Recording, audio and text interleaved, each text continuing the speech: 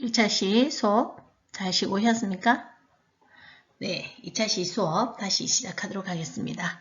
청소년 심리 및 상담 제7장 상담 과정과 기술에 대해서 수업을 진행하도록 하겠습니다. 자, 1차 시에서 우리가 배웠던 것들은 상담 준비라든지 접수 면접, 상담 초기, 촉진적인 관계 형성과 상담자의 신체 언어에 대해서 살펴보았고요. 그리고 상담자의 태도에 대해서도 우리가 살펴봤습니다. 그리고 상담의 구조화를 하다가 잠시 쉬면서 다시 시작하도록 하겠습니다. 상담의 구조화에서부터 시작할게요. 자, 상담 구조화는 상담의 구조화란 내담자가 상담 장면에서 편안하게 적응하고 내담자의 자신의 역할이나 상담자의 역할에 대해서 알게 도와주는 것.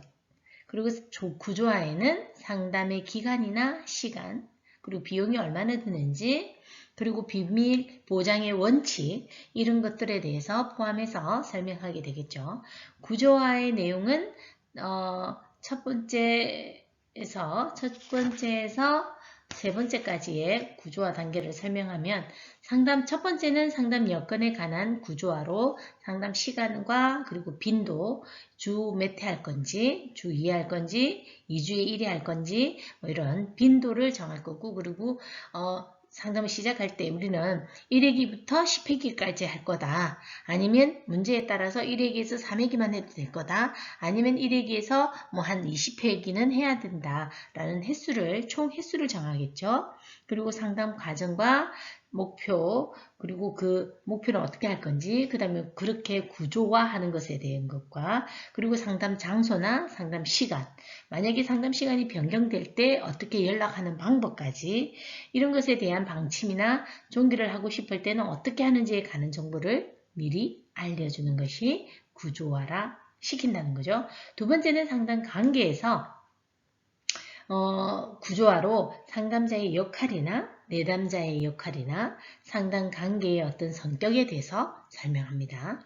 그리고 세 번째는 비밀보장과 비밀보장의 한계에 대한 설명을 합니다. 내담자와 상담 내용에 대한 비밀이 보장이 되어야 하지만 내담자 자신이나 타인에게 위협이 가해지는 행위에 대해서는 비밀 보장이 제외된다는 것을 알려야 합니다. 이렇게 해서 우리가 상담에 대한 구조화를 설명하는 거죠. 그리고 상담 초기에는 세 번째 단계인 내담자에 대한 이해와 문제 평가에 대해서 설명을 하겠습니다. 상담의 주요한 목표는 내담자가 호소하는 문제의 해결을 돕는 건데요. 이를 위해서는 먼저 내담자의 문제가 무엇인지를 파악해야겠죠.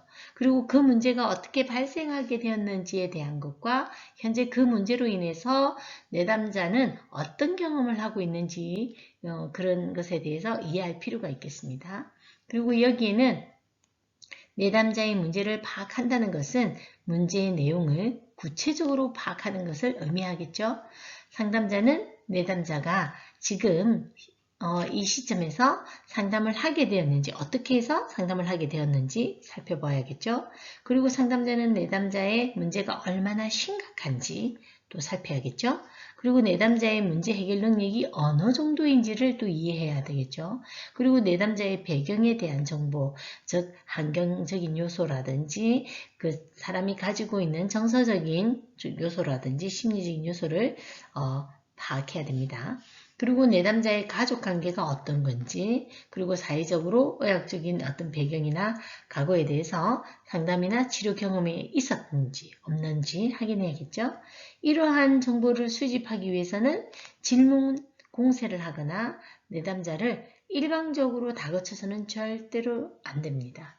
상담자는 내담자가 차분하게 자신의 이야기를 해나갈 수 있도록 분위기만 제공할 수 있어야 됩니다. 그리고 그렇게 할 수 있도록 배려하는 자세를 유지하면서 내담자가 경험하는 문제와 구체적인 상황이나 장면을 확인해 나가야 합니다. 그리고 문제를 탐색하게 하되 내담자가 문제 있는 사람이라는 인식을 느끼지 않도록 해야 해요. 상담자는 문제라는 표현의 사용도 주의해야 할 필요가 있습니다. 그래서 당신의 문제는 이렇게 얘기해서는 안 되죠. 그럼 본인이, 내담자 본인은 내가 문제 있는 인간이고 내가 잘못한 사람인가 나쁜 사람인가 라고 인식하게 되면 또 그 라포도 깨어지면서 상담의 어떤 질이 떨어지게 됩니다.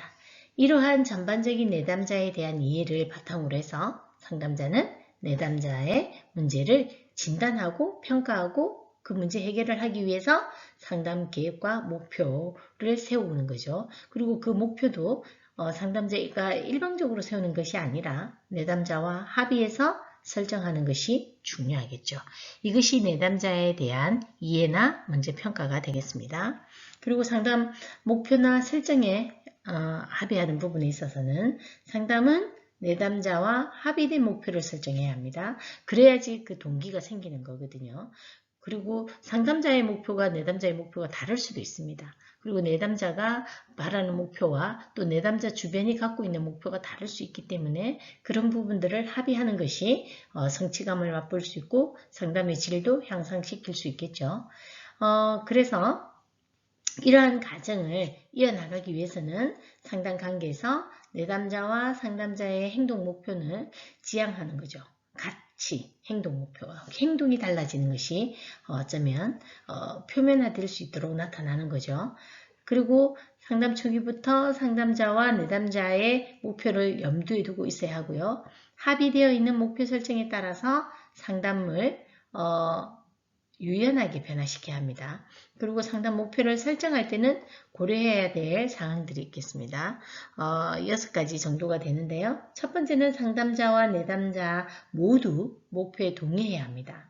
상호성이 전제되지 않는다면 상담자와 내담자 모두 상담 목표의 추구에 전념하지 못하죠. 그렇기 때문에 내담자나 상담자나 동일한 목표로 상담을 이어가야 합니다. 두 번째는 목표는 구체적이어야 해요. 너무나 포괄적이고 일반적인 경우에는 도달하기 어렵겠죠. 이게 실질적으로 가능한 현실적인 목표를 세워야 된다는 거죠. 지금 현재 9등급의 학생인데 마치 서울대를 목표로 한다. 이렇게 하면 그 가정 안에는 물론 안 된다는 건 아니지만 실질적으로 본인이 실천할 수 있는 아니면 해결에 도달할 수 있는 목표를 세우지 않는다면 실패할 가능성이 높기 때문에 좀 더 너무 포괄적인 것보다 좀 구체적으로 잡는 것이 좋겠습니다. 그리고 세 번째는 목표는 성취지향적이어야 합니다. 목표는 실제적이고 내담자의 내면으로 아니나 외현적으로 보상적인 결과가 주어져야 합니다. 그래야 그 어떤 성취감 때문에 또다시 동기부여가 되어서 또 다른 목표가 생길 수도 있고 좀 더 발전할 수 있겠죠. 그리고 네 번째는 측정 가능한 목표여야 합니다. 아까 전에 제가 설명했던 것처럼 9등급이 서울대 가는 것보다는 9등급이 8등급으로 올라가는 1단계만 올리는 것도 성취 가능하겠죠. 9등급과 1등급의 어떤 성적 차이는 한 문제나 1.5문제, 두 문제 사이 이 점수가 크게 나지 않기 때문에 충분히 성취 가능하겠죠.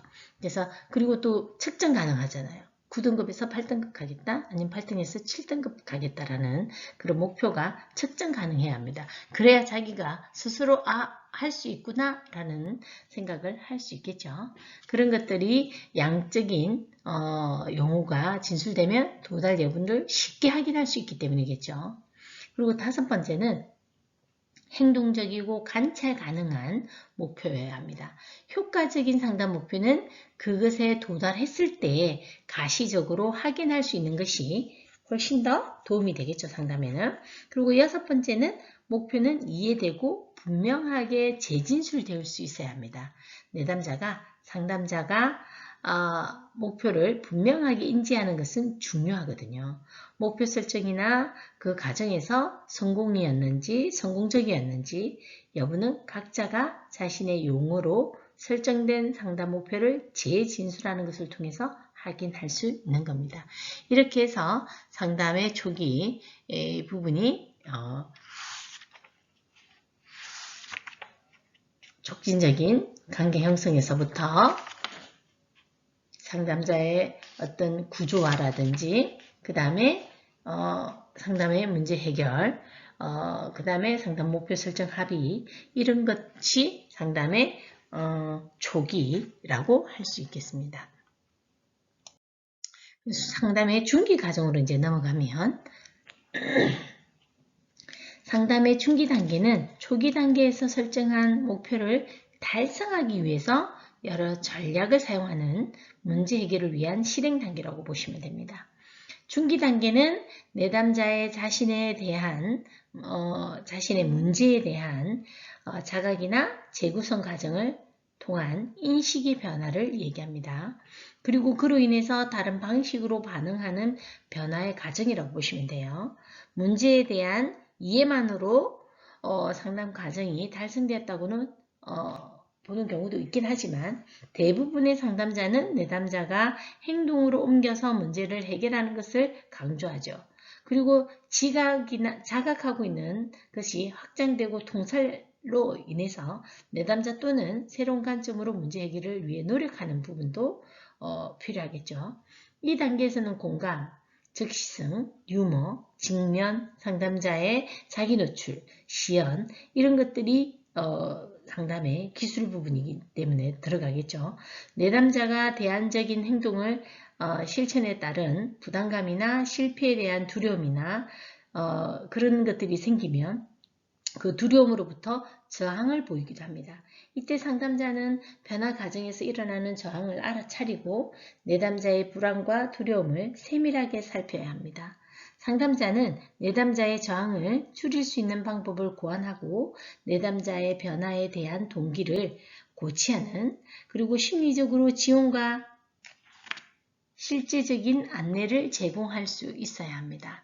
이런 것들이 상담 중기에 해당되겠죠. 그리고 다섯 번째 상담 종결로 들어가면 종결은 상담 과정을 마무리하는 것인데 상담 초기에 설정한 목표가 달성된 것으로 평가되면 상담자는 종결을 준비해야 합니다.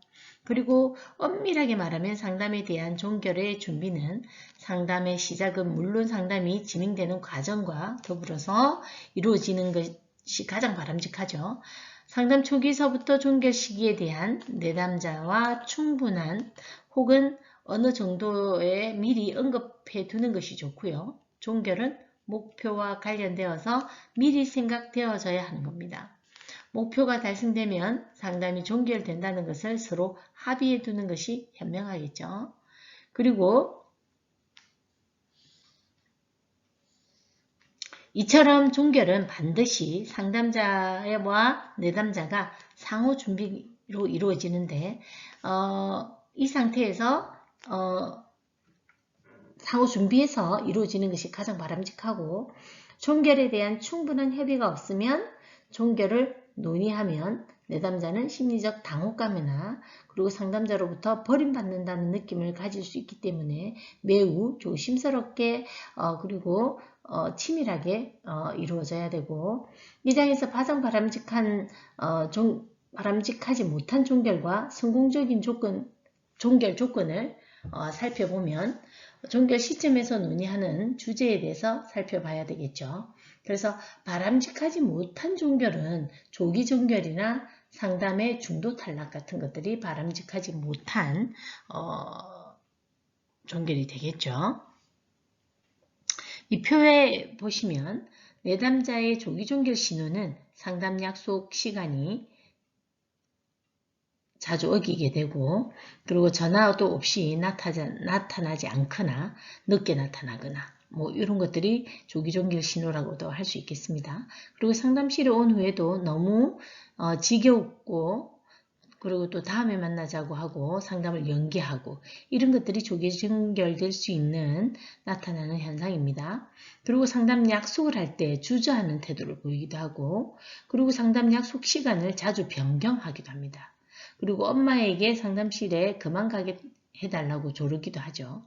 상담자가 하는 조언이나 충고를 무비판적으로 받아들이기도 합니다.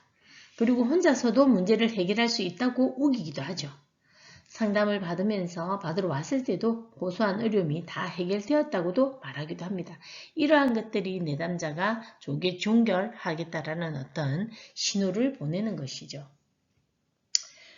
그리고 상담에서의 바람직하지 못한 종결은 내담자로부터 일방적인 종결이 대표적인데요. 상담자와 합의한 목표를 도달하거나 상담의 끝맺음에 대해서 어떤 논의나 합의가 구체적으로 이루어지지 않는 상태에서 내담자로부터 일방적인 관계 단절을 의미하는 것이죠.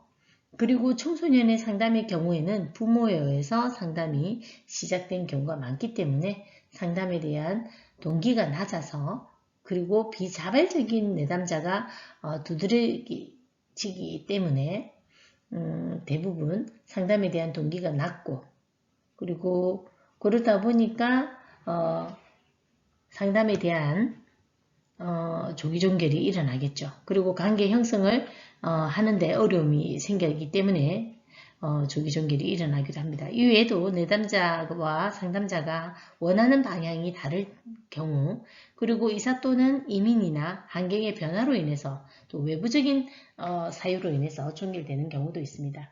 그리고 연락 없이 종결되는 조기 종결 등도 있죠. 그래서 이러한 시기를 우리가 잘 보고 상담에 좀 민감하게 알아차리고 미리 대비하면 조기 종결을 예방할 수 있겠습니다. 이러한 조기 종결 신호를 보일 때 내담자가 오지 않는 상황을 그대로 방치하는 것은 바람직하지 않겠죠. 전화나 문자 등을 보내서 내담자에게 적극적인 관심을 보여주는 것이 필요합니다.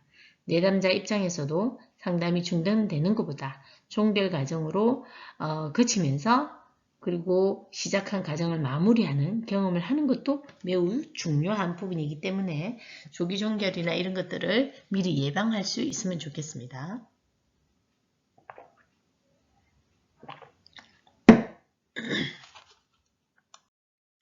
그리고 이제 끝으로 상담 종결 단계로 한번 넘어가 보겠습니다.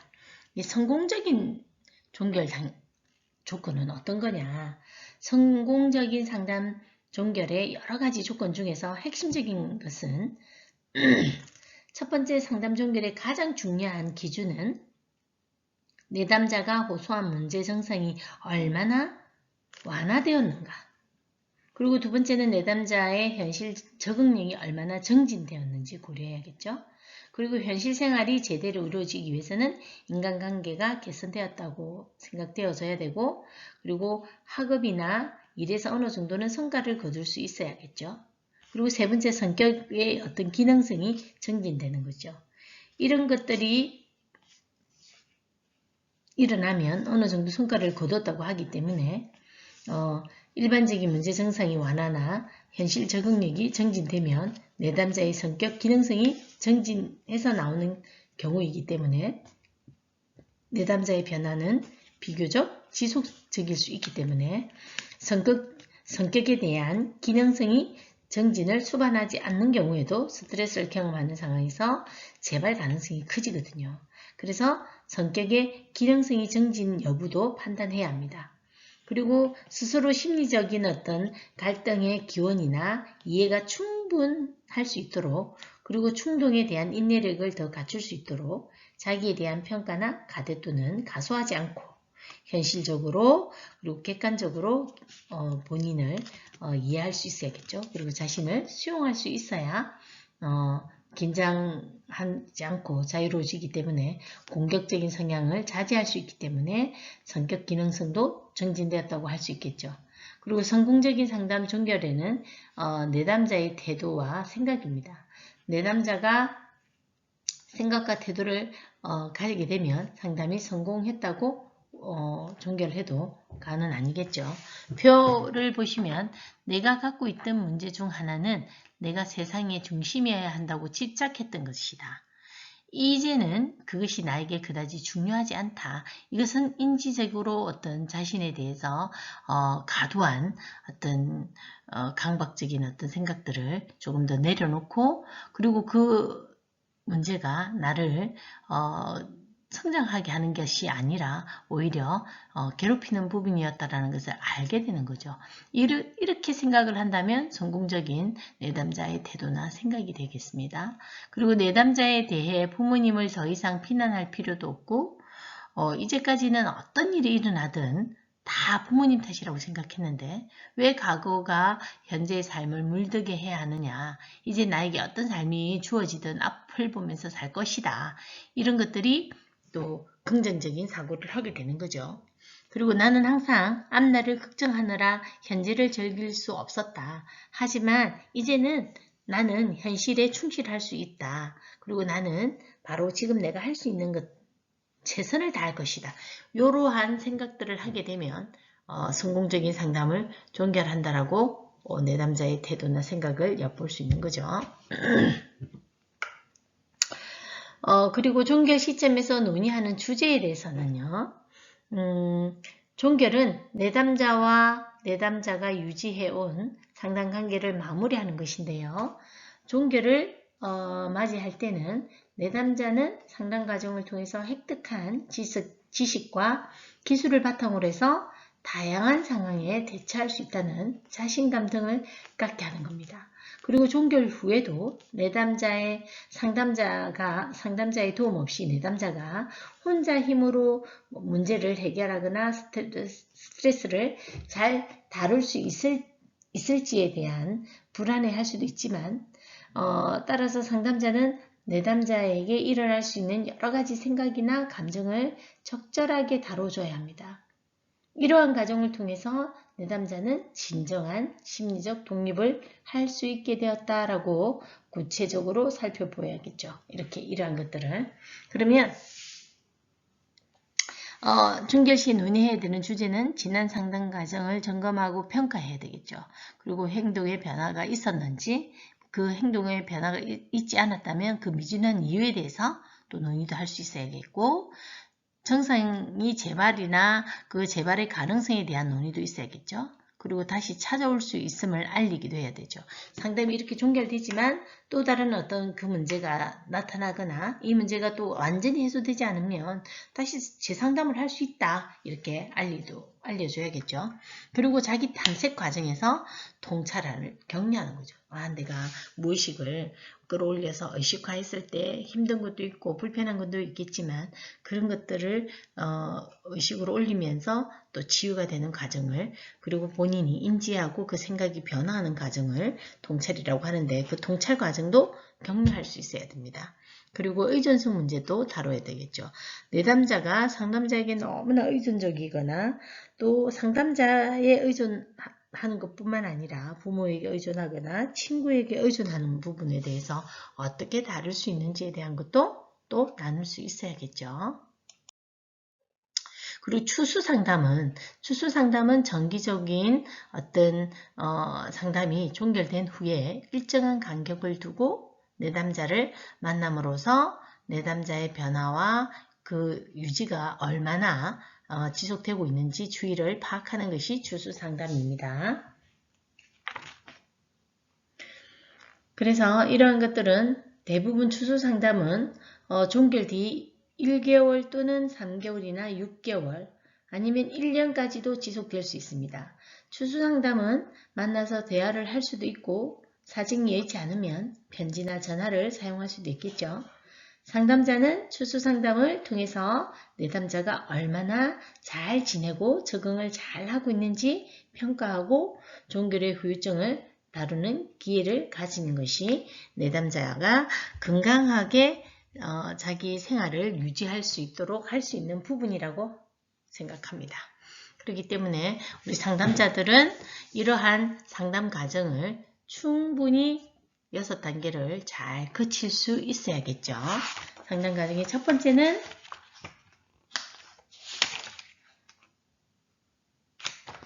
뭐였습니까? 상담을 준비하는 것과 그리고 접수 면접, 그리고 상담 초기, 상담 중기, 그리고 상담을 종결하고 주수 상담으로 더 마무리해서 관리하는 것이 내담자가 잘 성장하는 데 도움을 줄 수 있는 상담의 구조화라고 할 수 있겠습니다. 자, 또 2차 시는 여기서 마치고 우리 선생님들 고생하셨고요. 또 잠시 쉬었다가 3차 시에 상담의 기술 부분으로 들어가서 수업을 하도록 하겠습니다. 고생하셨어요. 3차 시에 뵙도록 하겠습니다. 고생하셨습니다.